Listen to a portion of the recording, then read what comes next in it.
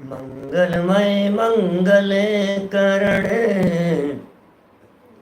वीतराग विज्ञान नमुताई जाते भये अरहंतादि महान। करि मंगल करि हो महा ग्रंथ करण के काज। जाते मिले समाज सब पावे निज पद राज, पावे निज पद राज। मिथ्या देवादिक भजे हो है मिथ्या भाव। तज तिन को साचे भजो यह हित हेत उपाव, यह हित हेत उपाव। मोक्ष मार्ग प्रकाशक नामक ग्रंथ छठा अधिकार।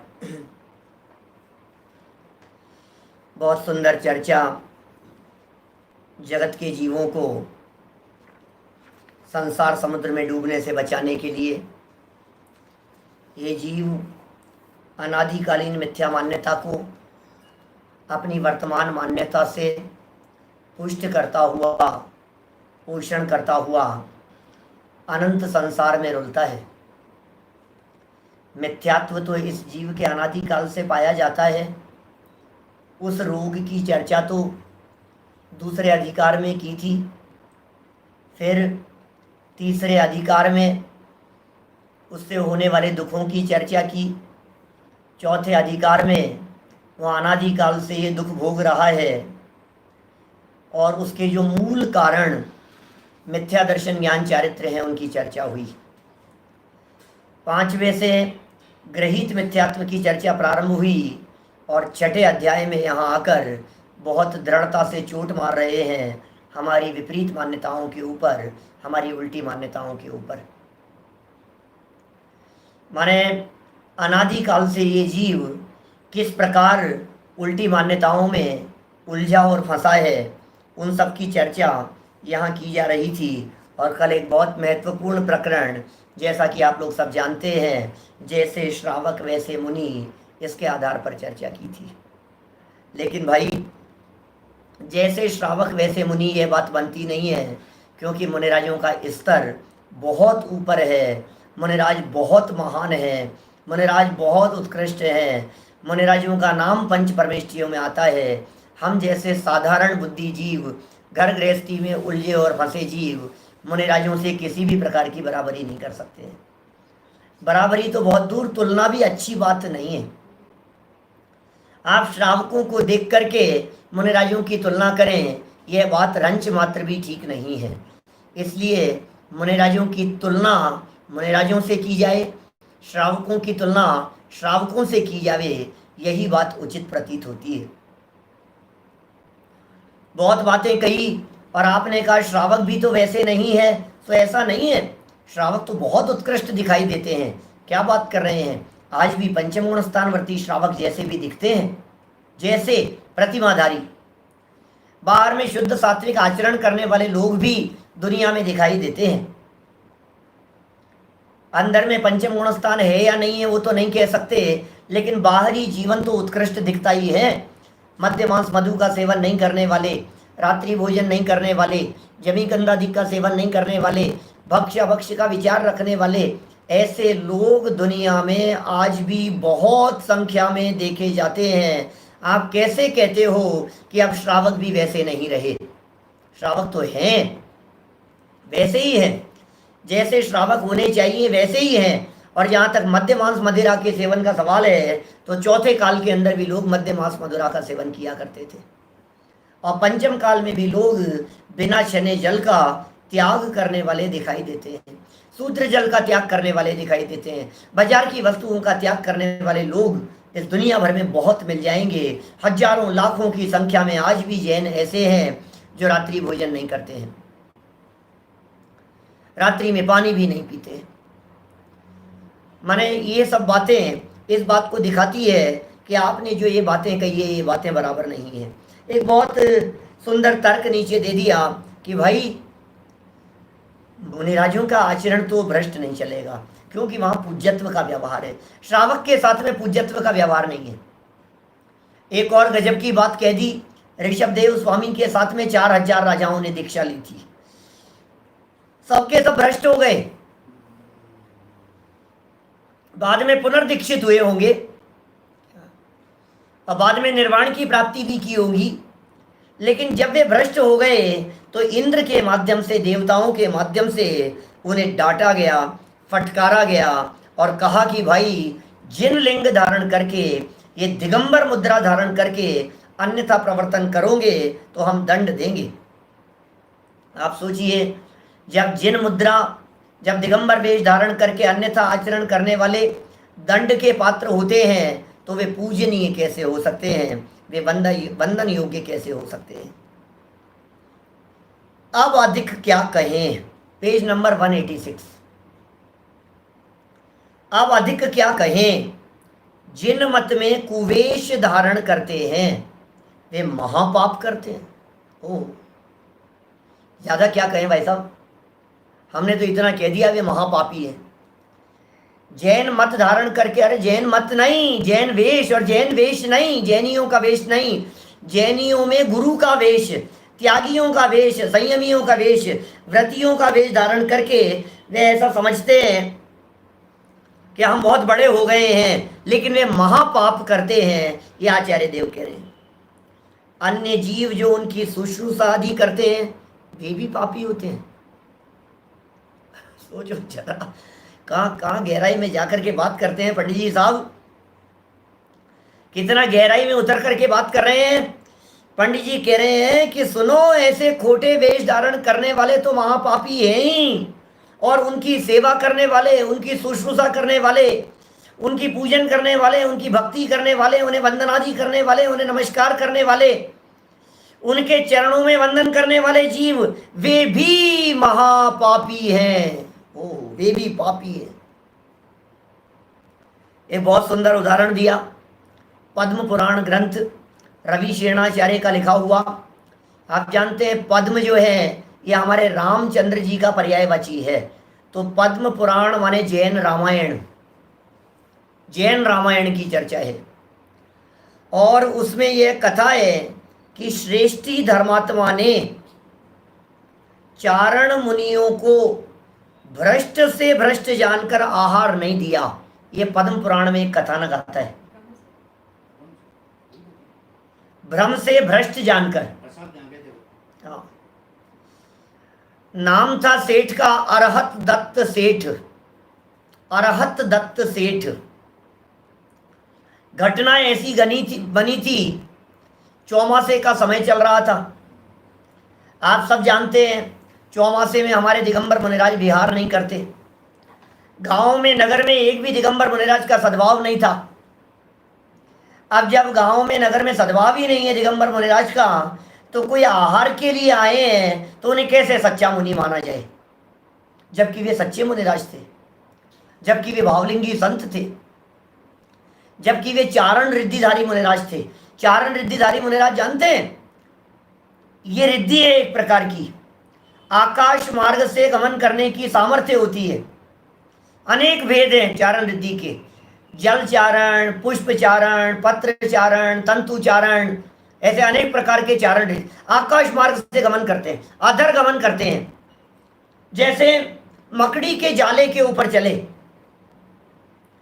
मकड़ी तंतु पर चाले, तंतु टूटे नहीं हाले, ते तंतु चारण रिद्धि, धरतिन पूजते हो शिववर। तंतु चारण रिद्धिधारी, अनेक प्रकार की रिद्धियां हैं, आकाश मार्ग से ऐसे गमन करते हैं, ऐसे ऊपर अधर आ गए आकाश में और ऐसे गमन करते रहेंगे। कदम कदम नहीं उठाते हैं, पैर नहीं उठते हैं, दोनों पैर बराबर होते हैं और साथ में ऐसे चलते रहते हैं। ऐसे चारण रिद्धिधारी मुनिराजों को चातुर्मास में विहार करने का निषेध नहीं है, वे चातुर्मास में भी विहार कर सकते हैं, क्योंकि जमीन पर तो चलना नहीं है। इसलिए जीवों की हिंसा का दोष उन्हें लगता नहीं है, आकाश मार्ग से गमन करते हैं ना। अब वे चारण रिद्धिधारी मुनिराज उस नगर में आ गए। अरहत दत्त सेठ ने देखा, क्या, अरहत दत्त सेठ ने विचार किया, नगर में तो मुनिराज थे ही नहीं, और ये आए हैं, जरूर ये सच्चे मुनिराज नहीं है। आर नहीं दिया उन्होंने, आर नहीं दिया। और फिर जब वे वहां से चले गए, आगे किसी और के यहां जाकर के आहार हुआ, तो पंचाश्चर्य हुए, पुष्प वृष्टि हुई, तो पता लगा ओहो, मैंने तो भ्रम से इन्हें आगम के विरुद्ध जान करके आहार नहीं दिया। फिर उन्होंने पश्चाताप लिया। ये सच्ची घटना पद्म पुराण में सेठ के नाम से मिलती है। रिद्धिधारी मुनिराजों की भी होते हैं। देखिए क्या कह रहे हैं आगे। श्रेष्ठी धर्मात्मा ने चारण मुनियों को भ्रम से भ्रष्ट जानकर आहार नहीं दिया, तब जो प्रत्यक्ष भ्रष्ट हैं उन्हें दानादिक देना कैसे संभव है? क्या बोलो, कैसे संभव है भाई साहब? जो प्रत्यक्ष ही भ्रष्ट दिखाई दे रहे हो, जिनका प्रत्यक्ष आचरण यदवा तद्वा दिखाई दे रहा हो, जिनका प्रत्यक्ष में ही आचरणहीन दिखाई दे रहा हो, उन्हें दानादिक देना कैसे संभव है? ये प्रश्न उठाया है पंडित जी साहब ने। देखिए यहां कोई कहे, 187 नंबर पेज,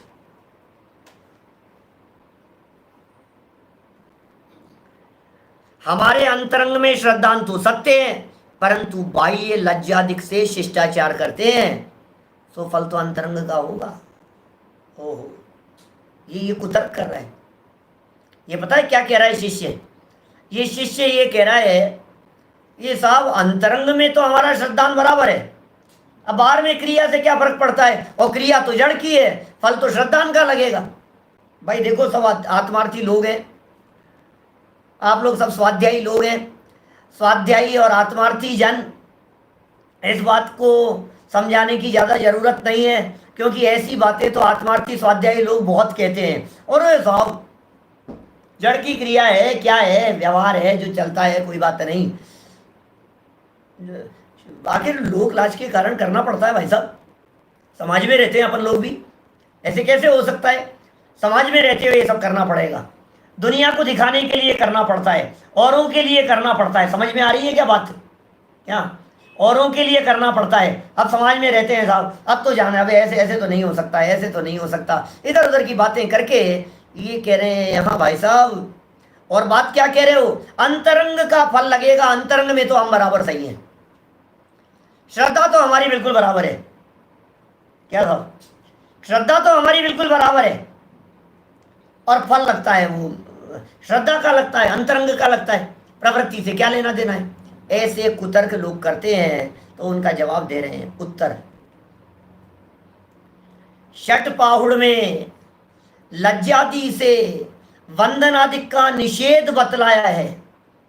ओह, क्या कह रहे हैं? षट पीछे पीछे कही था, रेफरेंस दिया था पीछे, निषेध बतलाया, वह पहले ही कहा था। पीछे अष्टपाहुड़ की गाथा यहाँ प्रस्तुत की थी, जो लाज गारव और भयवश पूजते दृग भ्रष्ट को, कि पाप की अनुमोदना ना बोधि उनको प्राप्त हो। दर्शन पाउड़ की गाथा थी, 13 नंबर की गाथा, दर्शन पाउड़ गाथा नंबर 13 है, 182 नंबर पेज पर था, 4 पेज पहले पढ़ा है, 4 दिन पहले। लाज से, भय से, गारव से दृग भ्रष्ट को जो पूजते हैं, पाप की अनुमोदना करेंगे ना, आपको बोधि की प्राप्ति नहीं हो पाएगी, ज्ञान की प्राप्ति नहीं हो पाएगी। यदि आप सच में निर्मल ज्ञान प्राप्त करना चाहते हैं, रत्नत्रय प्राप्त करना चाहते हैं, जीवन में मोक्ष मार्ग प्रकट करना चाहते हैं, तो सावधान रहिए। आपको मालूम है कौन है, आपको लेवल क्या है, अनंत भगवान का लेवल क्या है, सिद्ध भगवान का लेवल क्या है, आचार्य उपाध्याय साधु कौन होते हैं? आचार्य उपाध्याय साधु का लेवल इतना ऊंचा है, इतना ऊंचा है, 3 लोक में उनके समान ऊंचा कोई दूसरा नहीं है। कभी बात करूं ना मैं, जैसे इस दुनिया में, वर्तमान दुनिया के बहुत महान महान लोगों की, पैसे वाले लोगों की, संपन्न लोगों की, प्रतिष्ठित लोगों की, जिनका नाम टॉप 3 में आता है, टॉप 5 में आता है, टॉप 10 में आता है, टॉप 10 में शामिल, टॉप 5 में आ गए, टॉप 4 में चौथे नंबर पर आ गए, मुकेश अंबानी जी दुनिया के चौथे नंबर के सबसे अमीर व्यक्तियों में शामिल हो गए। ये जो खबरें आती है ना इस तरह की, बिल गेट्स इतने नंबर पर, ये इतने नंबर पर, उसका ऐसा, मतलब ये जो चर्चाएं जब आप सुनते हो आपको कितने, अरे यार दुनिया में नंबर 1 पर है। सुनो, दुनिया में, ये दुनिया कितनी सी है तुम्हारी? जैन दर्शन के हिसाब से दुनिया जो 3 लोग 343 घन राजू प्रमाण है, उसमें तुम्हारी दुनिया कहीं नहीं दिखेगी, ऐसा समझ लो आप। जम्बू द्वीप के अंदर समुद्र में बूंद बराबर तुम्हारी दुनिया नहीं है। कहां जम्बू द्वीप और कहां पूरा मध्य लोक, असंख्यात द्वीप समुद्र, और कहां 3 लोक। मैं यहां कुछ और अलग हटके बात कहना चाह रहा हूं। मैं ये बात कह रहा हूं, हमारे दिगंबर मुनिराज इस 3 लोक में टॉप 5 में आते हैं। क्या? तीनों लोकों के अनंतानंत जीवों की लिस्ट बनाओ, तीनों लोकों में अनंतानंत जीवों की टॉप से लिस्ट बनाओ, तो टॉप 5 में आने वाले हैं मुनिराज। टॉप 3 में आने वाले हैं आचार्य परमेष्ठी। आप जानते हैं क्या है आचार्य? आप जानते हैं 3 लोक के अनंत अनंत अनंत अनंत अनंत अनंत जीवों में से वो लेवल कितना बड़ा होगा, वो स्तर कितना बड़ा होगा। भाई साहब, हम आपको ये कहना चाह रहे हैं, एक बात और गंभीरता से समझ लेना, जिसका लेवल जितना बड़ा होता चला जाता है, क्या, जिसका लेवल जितना बड़ा होता चला जाता है, उसकी छोटी छोटी सी बात भी न्यूज़पेपर की सुर्खियां बन जाती है। लेवल जिसका बड़ा होगा। आज भारत में कितने लोगों को कोरोना हो गया? हो गया लाखों लोगों को। हाँ साहब, लाखों लोगों को हो गया। कितने लोगों के नाम न्यूज़पेपर में आते हैं?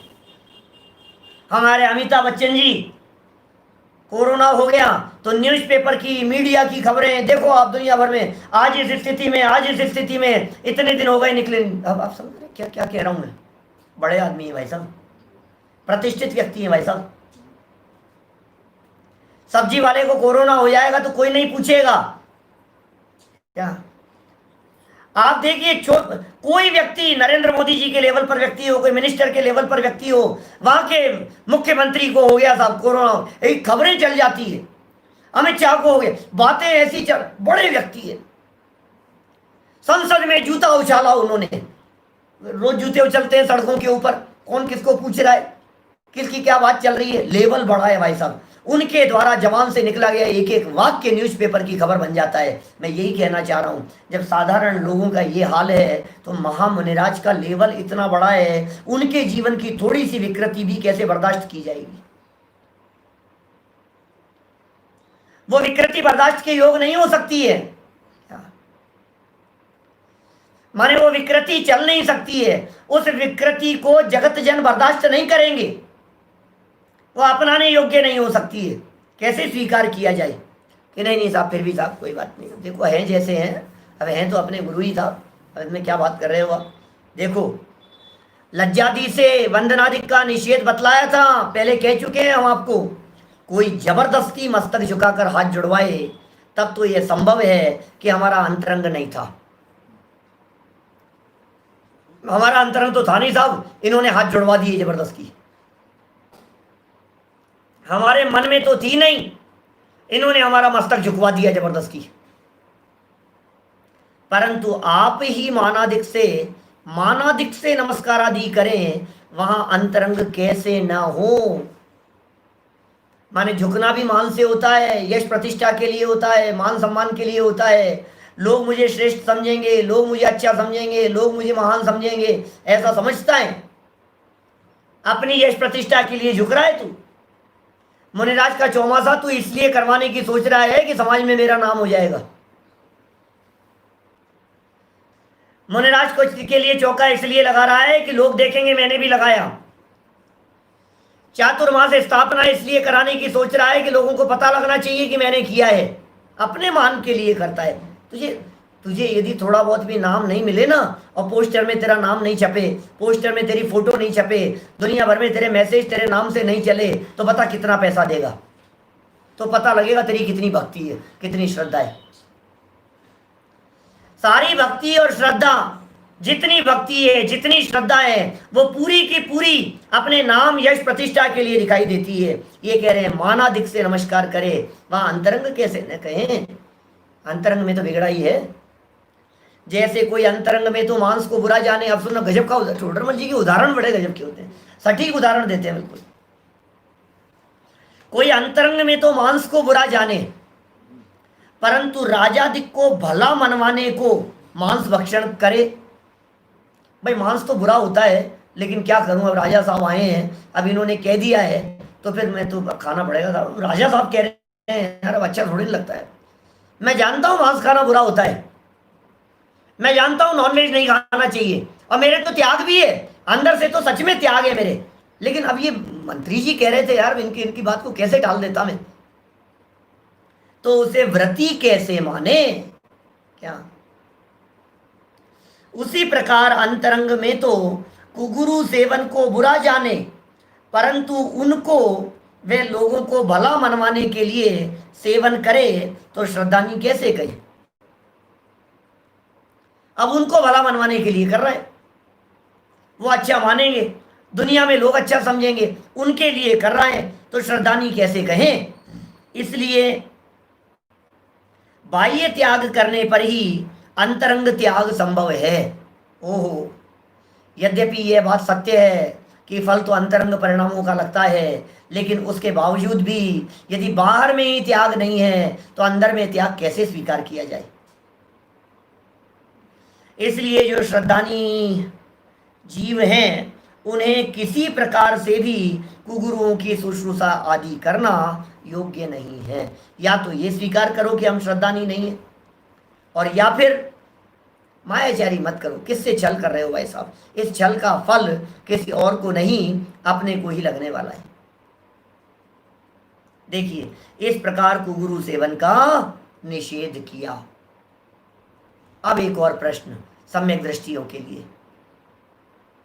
सम्यक दृष्टियों के लिए प्रश्न कर रहे हैं कि साहब समझ भी नहीं सम्यक दृष्टियों के मतलब। यहां कोई कहे किसी तत्व श्रद्धानी को कुगुरु सेवन से मिथ्यात्व कैसे होगा? मिथ्यात्व तो श्रद्धा से होता है, और वो तत्व श्रद्धानी है। भाई मिथ्या दर्शन के संदर्भ में पहले यह बात कही थी कि अंतरंग में जो श्रद्धा है ना, मान्यता संबंधी दोष, वो मिथ्यात्व है। अब जब मान्यता संबंधी दोष को मिथ्यात्व कहा गया, तो बाहर में प्रवृत्ति से क्या लेना देना है? तत्व श्रद्धा नहीं है, 7 तत्वों के ऊपर बराबर श्रद्धा है। आप कैसे कह सकते हो कि उसके मिथ्यात्व हो गया? सिर्फ कुगुरु सेवन से कैसे कह दोगे आप? बोलो। देखिए उत्तर, जिस प्रकार शीलवती स्त्री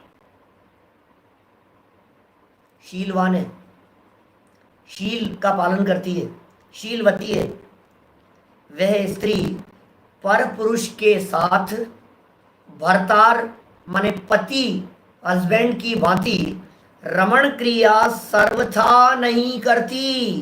क्या सर्वथा नहीं करती? वो ऐसी रमण क्रिया पर पुरुष के साथ नहीं कर सकती। उसी प्रकार तत्व श्रद्धानी पुरुष कुगुरु के साथ सुगुरु की भांति नमस्कार आदि क्रिया सर्वथा नहीं करता। कितना कठोर उदाहरण यहां दे दिया है। क्या कितने दृढ़ता से यहां बात कर रहे हैं। माने कुगुरु के साथ सुगुरु जैसा व्यवहार नहीं करते हैं। कुगुरु के साथ में सुगुरु जैसा व्यवहार नहीं हो सकता है। सुगुरु जैसा व्यवहार तो तभी संभव है जब सुगुरु होंगे। इसलिए भाई यथा योग्य क्रिया की जानी चाहिए। उदाहरण खोटा दिखाई दे रहा है, लेकिन उसके बावजूद भी बात तो सच्ची है, क्योंकि यह तो जीवादि तत्वों का श्रद्धानी हुआ है। वहां रागादिक का निषिद्ध श्रद्धता है। क्या यह तो जीवादि तत्वों का श्रद्धानी हुआ है, और वहां रागादिक को निषिद्ध श्रद्धता है, निषेध करने वाला श्रद्धता है। रागादिक को वीतराग भाव को श्रेष्ठ मानता है तत्व श्रद्धानी व्यक्ति। इसलिए जिनके वीतरागता पाई जाए उन्हीं गुरु को उत्तम जानकर नमस्कार आदि करता है। कैसे करेगा भाई साहब? सम्यक दृष्टि ज्ञानी जीव कैसे नमस्कार करेगा? वेश को नमस्कार है, वेश में खोटापन है तो नमस्कार नहीं होगा, वेश अच्छा है तो वंदन है। क्या समझ में आ रही है बात? ये जो वेश है ना, इस वेश को नमस्कार है, सच्चे वेश को नमस्कार है। जहां सच्चा वेश दिखेगा, सम्यक दृष्टि भी नमस्कार। देखो मुनिराज मिथ्या दृष्टि है या सम्यक दृष्टि है, इट डजंट मैटर। मिथ्या दृष्टि मुनिराज भी होंगे ना तो भी सम्यक दृष्टि वंदन कर सकता है। घबराना नहीं, मैं बात क्या कह रहा हूं, थोड़ा गंभीरता रखना। लेकिन द्रव्य लिंग, द्रव्य आचरण, मूल गुणों का पालन यथावत रीति से होना चाहिए, बस। बाहर में यदि वेश और हालात बिगड़े हुए दिखाई देंगे तो फिर पता ही लग रहा है कि ये मिथ्या दृष्टि, पता लग गया कि ये मिथ्या दृष्टि मुनि है, फिर वंदन नहीं करेगा। बाह्य आचरण, क्योंकि द्रव्यलिंगी मुनि पहले गुणस्थानवर्ती भी होते हैं, द्रव्यलिंगी चौथे गुणस्थानवर्ती भी होते हैं, द्रव्यलिंगी पांचवें गुणस्थानवर्ती भी होते हैं, और छठे सातवें गुणस्थानवर्ती भावलिंगी संत भी द्रव्यलिंग के साथ में होते हैं। इसलिए द्रव्यलिंगी अपूज्य नहीं है। छठे सातवें गुणस्थानवर्ती भावलिंगी मुनिराजों का भी अकेला भावलिंग नहीं होता, द्रव्यलिंग के साथ भावलिंग है, वे द्रव्यलिंगी भी है। तो वंदन किसे किया? मूल गुणों का यथार्थ पालन, मुनिचर्या यथावत दिखाई दे रही है, उन्हें वंदन करेंगे। और सुनो, भावलिंगी संत का कब गुणस्थान गिर गया ये कैसे पता लगेगा? भावलिंगी संत थे, छठे सातवें गुणस्थानवर्ती थे, गुणस्थान गिर गया।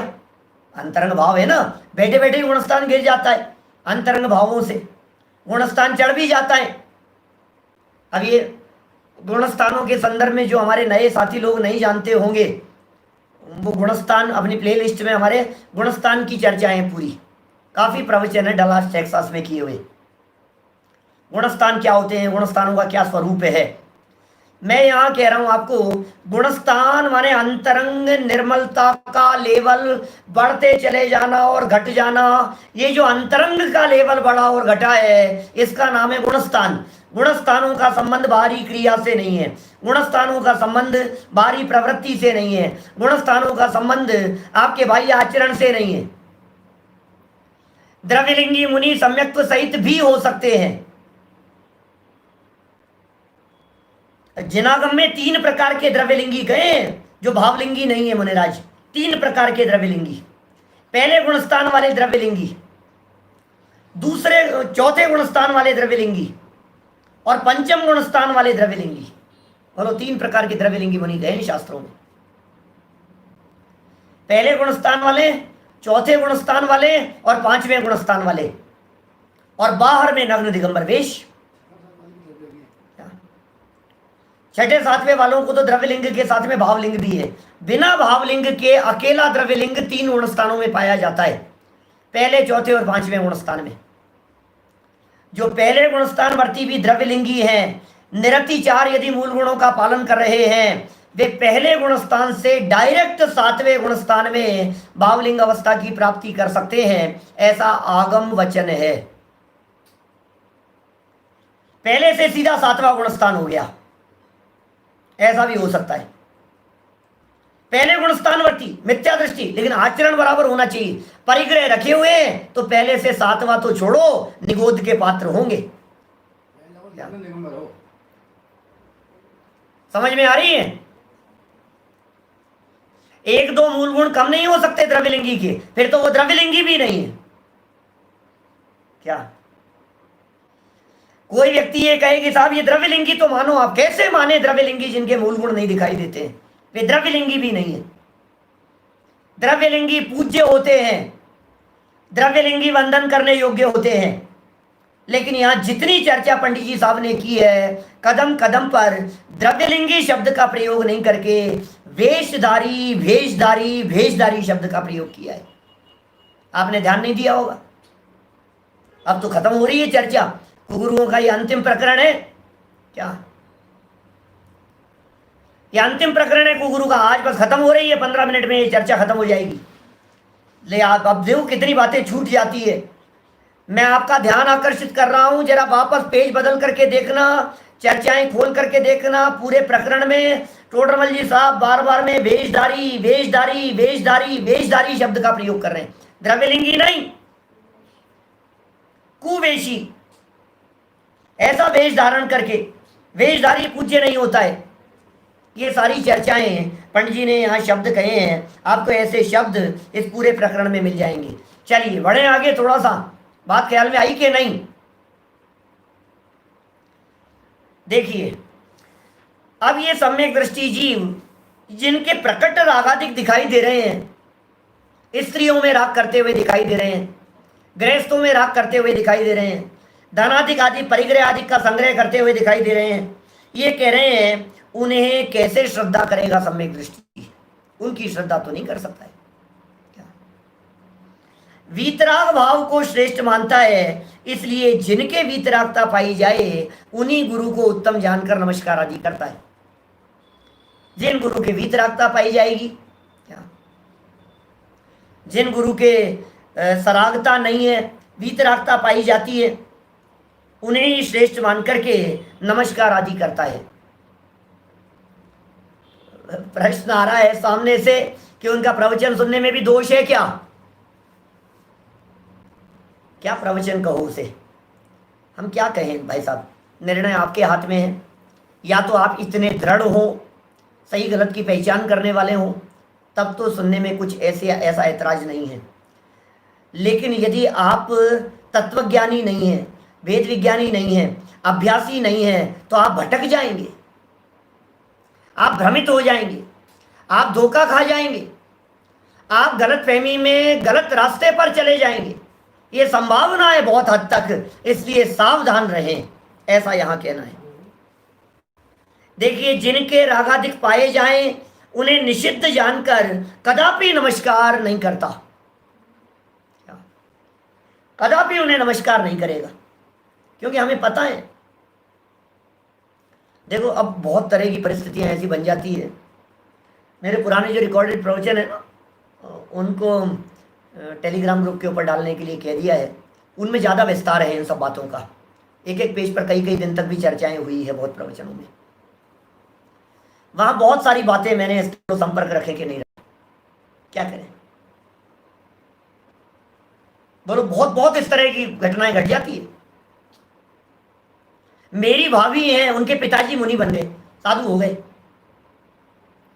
और मैं जब सांगली गया तो इन्होंने मेरे पास संदेश सूचना दी और मैं वहां मिलकर के आया। सांगली में 20-22 साल पुरानी घटना होगी, और ज्यादा पुरानी घटना होगी।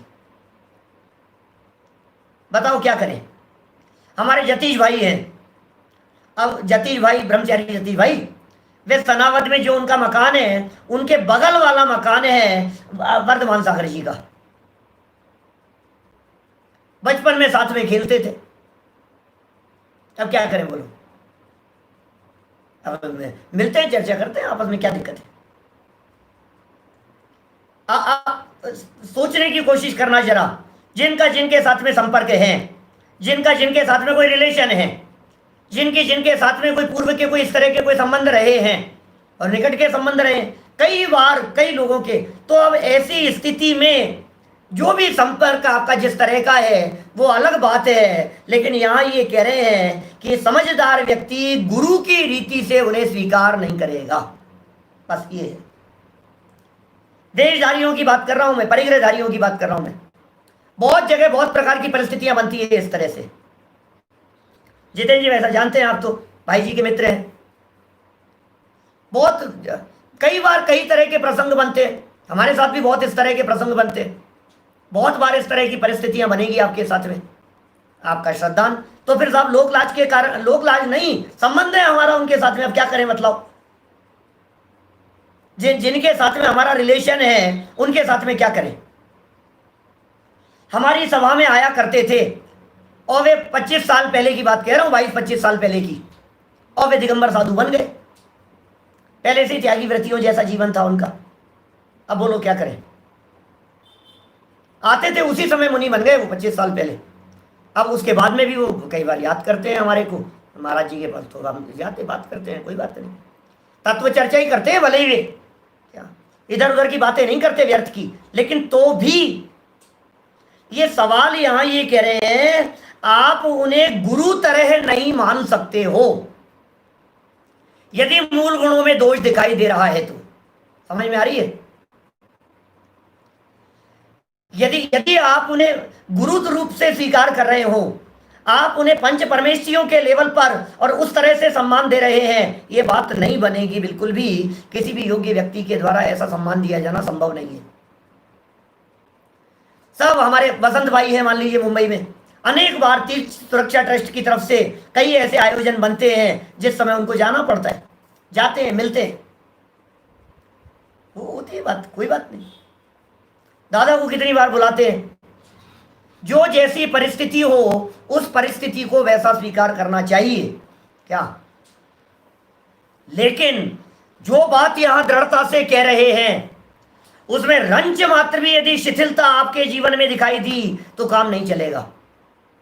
आपका रिलेशन आपकी जगह है, आपका व्यवहार आपकी जगह है, लेकिन वो बात भी ध्यान रखना, आप जिस पद पर हैं वहां बहुत संभल करके चलने की जरूरत है। पंच परमेश्वरियों वाला पद है। मिनिस्टर यदि किसी को गाली देता हुआ दिखाई देवे ना तो न्यूज़पेपर में छप जाएगी, मंत्री जी ने गाली दी, बोलो आप। और रोजाना चौराहे पर, सड़कों पर हर आदमी गाली दे रहा है, कौन किसको मान रहा है, कौन किसका क्या कर रहा है? देखिए, साधर्मी मान करके जय जिनेंद्र भी तभी संभव है जब आपका कोई रिलेशन हो। आपका किसी प्रकार का कोई संबंध नहीं है तो वो कैसे बनेगा, बतलाओ मेरे को। आप यहां शिथिलता अंगीकार मत करना रंच मात्र भी, क्योंकि श्रद्धान का सवाल है। क्या शिथिलाचार को पोषण रंच मात्र भी नहीं दिया जा सकता है। आपका श्रद्धान बराबर रहना चाहिए और आपका आचरण, आपकी प्रवृत्ति भी बराबर रहनी चाहिए। उल्लास भाई, अकेले अंतरंग श्रद्धान का तो टोडरमल जी निषेध कर रहे हैं, तेरे व्यवहार से तेरा अंतरंग श्रद्धान दिखाई दे रहा है। तू क्या कह रहा है, बतला मेरे को। तेरे इस व्यवहार से, तेरे इस वर्तमान व्यवहार से ऐसा दिखाई दे रहा है तेरा अंतरंग श्रद्धान पकड़ में आ रहा है। तो संभलो, आप संभालो, ये कह रहे। देखिए अब ये देखो, जैसे आपने कहा ना जय जिनेंद्र करने की बात, टोडरमल जी ने प्रश्न उठा दिया। कोई कहे जिस प्रकार राजाधिक को करता है उसी प्रकार इनको भी करता है, नहीं चलेगा। क्या नहीं चलेगा? जैसे राजा को वंदन किया वैसे इनको भी कर लिया, नहीं चलेगा। देखो, राजाधिक धर्म पद्धति में नहीं है। सुनना क्या कह रहे हैं टोडरमल जी साहब। राजाधिक धर्म पद्धति में नहीं है, गुरु का सेवन तो धर्म पद्धति में है। क्या? धर्म पद्धति में है गुरु का सेवन। तो राजाधिक का सेवन तो लोभाधिक से होता है। बोलो, ख्याल में आ रही है बात? राजाधिक का सेवन तो लोभ से होता है, लालच से हो रहा है, उससे कुछ मिलेगा। यह नृपति है, यह जान कर अर्थार्थी जन श्रद्धा करें, अनुचरण उसका ही करें, अति प्रीति से सेवा करें। क्या समझदार की गाथा है, मूल गाथा। राजाधिक का सेवन धनाधिक का इच्छुक व्यक्ति जैसे करता है, इसी तरह से हे जीव तू पहले में पहले आत्मा को जान। 17-18 गाथा की बात कर रहा हूं। क्या देखो, राजाधिक को तो धर्म पद्धति से नहीं मानता है और गुरु का सेवन तो धर्म पद्धति में है।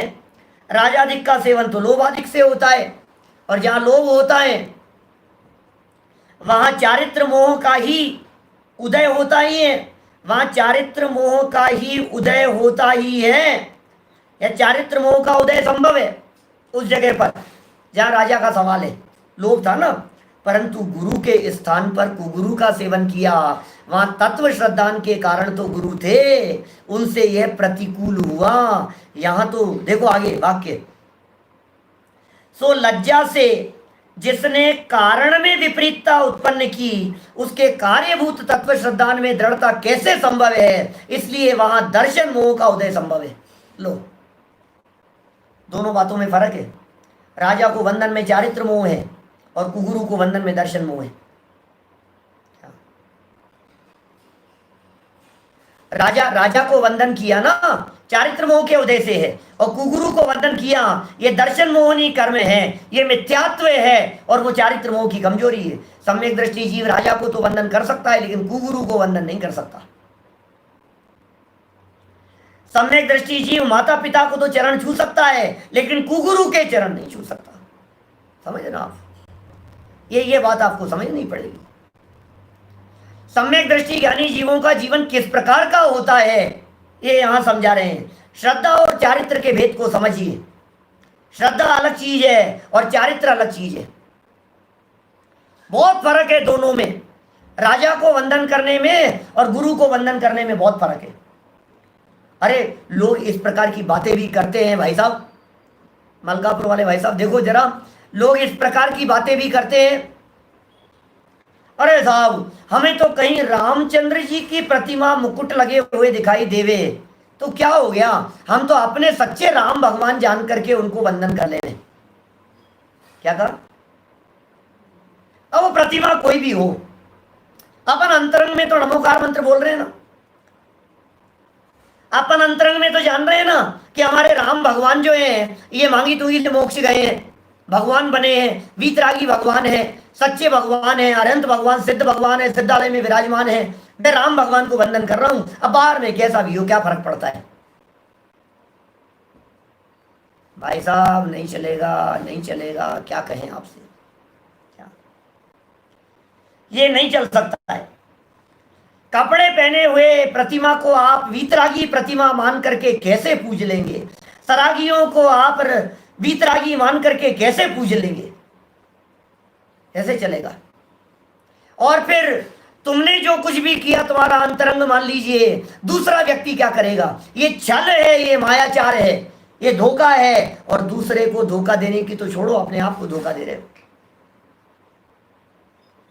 दूसरे को धोखा दे रहे हैं आप और अपने आप को धोखा दे रहे हैं, और अपने आप को चलेंगे तो अनंत संसार का कारण बनेगा। अनंत काल तक संसार में रुलते रहेंगे, फंसते रहेंगे, उलझते रहेंगे।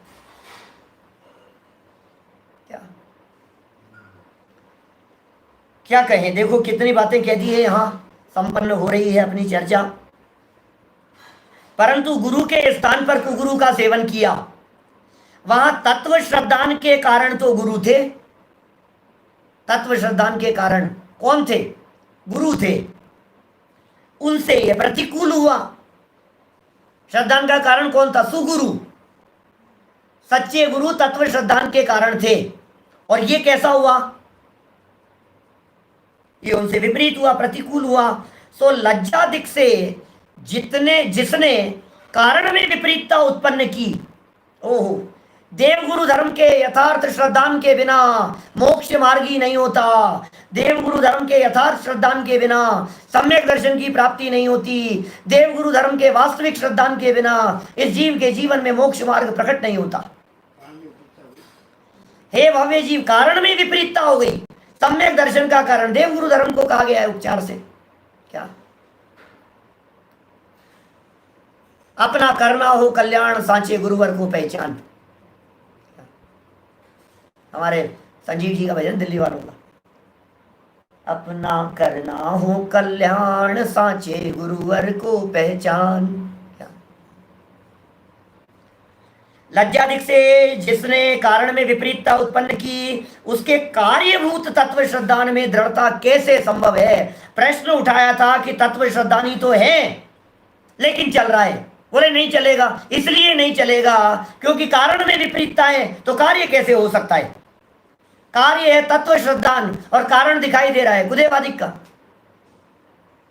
इसलिए वहां दर्शन मोह का उदय संभव है। ऐसा भी कह सकता हूं, दर्शन मोह का उदय होता ही है, वो मिथ्या दृष्टि है।